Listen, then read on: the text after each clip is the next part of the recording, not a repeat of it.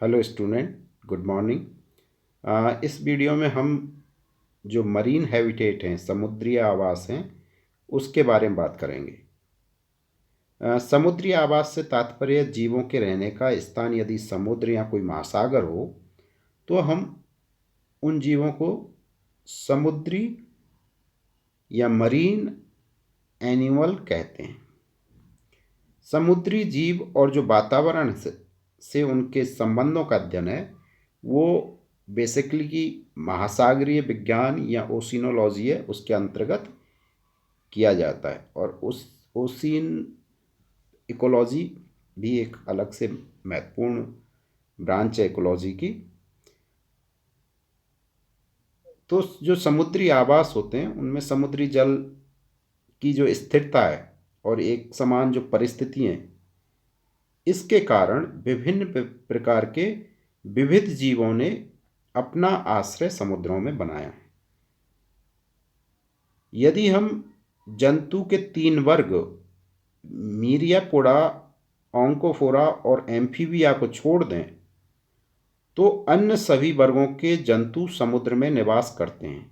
यहाँ ये भी मान लो कि कुछ वर्ग के जंतु तो केवल महासागर में ही रहते हैं, जैसे टीनोफोरा है, फोरोनीडा है, कीटोग्नेथा, ब्रैंकियोपोडा, सेफेलोपोडा, इकाइनोडर्मेटा और प्रोटोकॉर्डेटा। ये जो जंतु हैं ये तो मिलते ही समुद्रों में या महासागरीय जलों में हैं। तो इस वीडियो में हम सबसे पहले जो महासागर हैं उनके आवास के जो कैरेक्टरिस्टिक हैं या समुद्री आवास की जो विशेषता हैं उनके बारे में बात करते हैं। तो समुद्री आवास की जो विशेषताएं हैं उनको हम, ये जो आप देख पा रहे हो 7 पॉइंट, इनके अंतर्गत बात करते हैं। पहला पॉइंट होगा तापक्रम, फिर लवणता, प्रकाश, दाब, लहरें, ज्वार और जलधाराएं। तो जो तापक्रम है, तापक्रम की दृष्टि से जो समुद्री आवास है वो अत्यंत महत्वपूर्ण है। जहाँ ध्रुवीय जो समुद्र होते हैं वहाँ पर तापक्रम 2 डिग्री सेंटीग्रेड से भी नीचे होता है।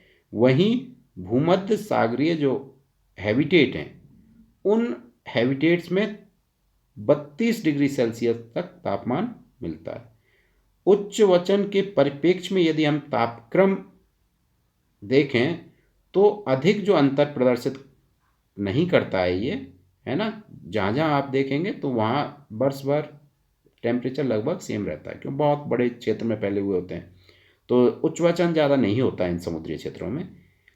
जैसे अपन लोग देखें कि स्वच्छ जो जलीय आवास हैं उनमें उच्चवाचन अत्यधिक होता है। तो इस तरह से तापक्रम, हालांकि यदि कोई ध्रुवीय क्षेत्र का समुद्री रीजन है तो वहाँ पर टेम्परेचर कम होगा, लेकिन उच्चवाचन नहीं होगा, कम रहेगा तो कम रहेगा। और भूमध्य सागर है वहाँ पर 32 डिग्री तक रह सकता है। तो इस तरह से टेम्परेचर में डिफरेंस तो मिलेगा, लेकिन जो उच्चवाचन है, फ्लैक्चुएशन है, वो नहीं पाया जाएगा। इसके बाद जो दूसरा विशेषता समुद्री आवास की है वो है लवणता या सैलिनिटी। समुद्रों के जल में पाए जाने वाले जो सभी लवण हैं उन सभी लवणों की जो सांद्रता है उसको ही हम लवणता या सैलिनिटी कहते हैं। चूंकि जो महासागरीय जल है वो खारा होता है, लेकिन इसमें नमक के अलावा भी अनेक प्रकार के खनिज लवण घुले हुए होते हैं। नमक को भी यदि इसमें इन्वॉल्व कर लें तो इसकी जो सांद्रता है 3 से 4% तक होती है। यानी 100 ml जल में 3 से 4 ग्राम तक लवण होता है। समुद्रीय जल में बहुत सारे प्रकार के तत्वों का पता लगा है और लगभग 50 के आसपास तरह के लवण समुद्रीय जल में मिलते हैं। हालांकि सबसे ज़्यादा जो मात्रा है वो सोडियम और क्लोराइड के आयन हैं उनकी है, और ये लगभग 80% तक है। तो इस तरह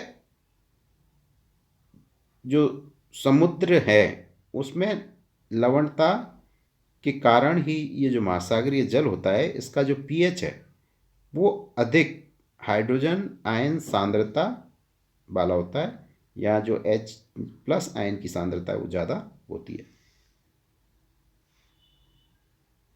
तो इस तरह से जो समुद्रीय आवास है उसमें सैलिनिटी बहुत ज़्यादा पाई जाती है, 3 से 4% तक लवण पाए जाते हैं। अगला जो विशेषता है समुद्री आवास की वो है प्रकाश। तो जो समुद्र होते हैं, समुद्र बहुत गहरे होते हैं,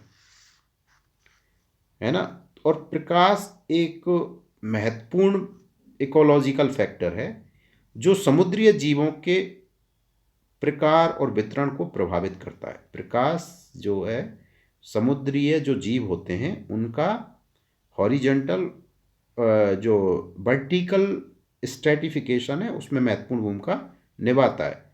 तो जो समुद्रीय जीव हैं उनके प्रकार और वितरण को प्रकाश महत्वपूर्ण रूप से प्रभावित करता है। प्रकाश की जल में भेदन क्षमता के आधार पर हम यदि देखें तो समुद्र में 3 क्षेत्र स्पष्ट होते हैं। जल सतह से 80 मीटर तक सूर्य का प्रकाश पूरी तरह से पहुंच सकता है, तो ये जो क्षेत्र होता है ये सुप्रकाशित क्षेत्र या यूफोइटिक जोन कहलाता है। इसमें उत्पादकों की बहुल्यता होती है। और जैसे जोनेशन आप देखें तो जोनेशन ऑफ मरीन एनवायरनमेंट देखेंगे हम, अगले वीडियो में देखेंगे। चलो, तो जो प्रकाश है वो क्या है, एक महत्वपूर्ण कारण है जो कि समुद्री जीवों के प्रकार और वितरण को प्रभावित करता है। जल सतह से 80 मीटर तक सूर्य का प्रकाश पूरी तरह से पहुंचता है, तो ये क्षेत्र सुप्रकाशित क्षेत्र कहलाता है। 80 मीटर से 200 मीटर की जो गहराई है उसमें डिफ्यूज्ड लाइट होती है या विस्तृत प्रकाश उपलब्ध होता है, इसलिए इस क्षेत्र को दुष्प्रकाशित क्षेत्र या डिस्फाइटिक जोन कहते हैं। यहाँ पर उत्पादक बहुत कम मात्रा में होते हैं और दुष्प्रकाशित जो क्षेत्र है उसके नीचे जल सतह यानी 200 मीटर से नीचे का से तल तक की जो गहराई है उसमें प्रकाश नहीं होता है, प्रकाश अनुपस्थित होता है, इसलिए उसको एफाइटिक जोन कहते हैं। अगला जो विशेषता है, करेक्टर है समुद्री आवास का, वो है प्रेशर, दाब। समुद्र में हम जैसे जैसे नीचे जाते हैं यानी समुद्र में ज्यों ज्यों गहराई बढ़ेगी वैसे वैसे ही दाब भी बढ़ता जाता है। समुद्री सतह पर जो दाब है वो प्रति इंच लगभग 15 पाउंड होता है, लेकिन 100 फैदम की गहराई पर दाब 1 टन प्रति वर्ग इंच बढ़ जाता है। इस दाब के कारण जो जीव हैं, व्यक्ति से और सामुदायिक जीवन जो उनका होता है उस पर भी सीधा प्रभाव पड़ता है और वे जीव विशिष्ट अनुकूलन प्रदर्शित करते हैं। तो चूंकि दाब गहराई के साथ बढ़ता जाता है तो वैसे वैसे जो जीव हैं नीचे वही मिलेंगे जो दाब को सहन कर सकते हैं या जिनमें दाब सहन करने के अनुकूलन है, वो जीव गहराई में मिलेंगे। इसके अलावा जो एक अगला करैक्टर है वो है धाराएं। चलो पहले जलधाराएं देख लें, वो देख लें, ज्वार देख लें। तो समुद्रों में नियमित जल स्तर का जो बढ़ने और घटने की क्रिया है वो ज्वार कहलाती है। सूर्य और चंद्रमा के आकर्षण के कारण समुद्रों का जो जल स्तर है वो ऊपर नीचे होता रहता है, उसी को हम ज्वार या टाइड्स कहते हैं। समुद्र तटीय क्षेत्रों को ये जो क्रिया है टाइड की, ये सबसे ज़्यादा प्रभावित करती है। इससे 4 प्रकार के क्रमशः टाइड्स आते हैं। एक तो फ्लड टाइड, एव टाइड, स्प्रिंग टाइड और नीप टाइड, ये 4 तरह के टाइड्स समुद्र में आते हैं। फ्लड टाइड्स में क्या होता है, जो समुद्री जल स्तर है वो चढ़कर तटीय क्षेत्रों को ढक लेता है और एब टाइड में जल स्तर उतर जाता है। स्प्रिंग टाइड में पूर्णिमा और अमावस्या के दिन विशेषीकृत जल स्तर उच्चतम और निम्नतम हो जाता है।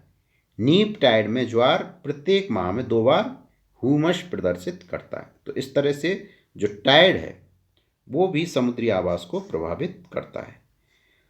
इसके अलावा जो जलधाराएं हैं, समुद्री जल हमेशा